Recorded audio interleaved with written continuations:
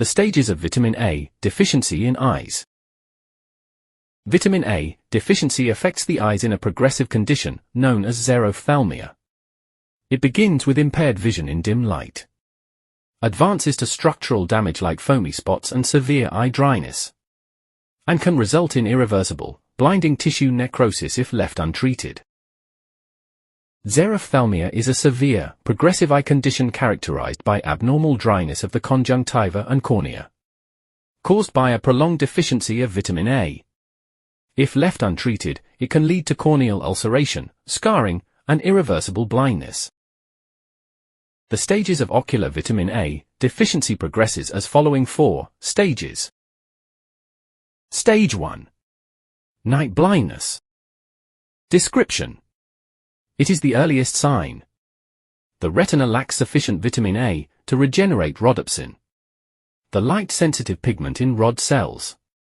Symptoms include difficulty seeing clearly in dim light or the dark, though vision is perfectly normal during the day.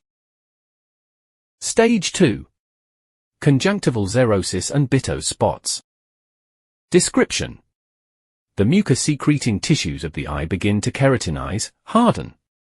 Symptoms include the white of the eye, conjunctiva, becomes dry and loses its natural luster.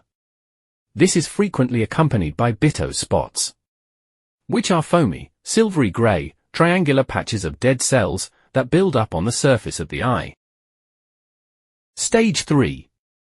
Corneal involvement. Description.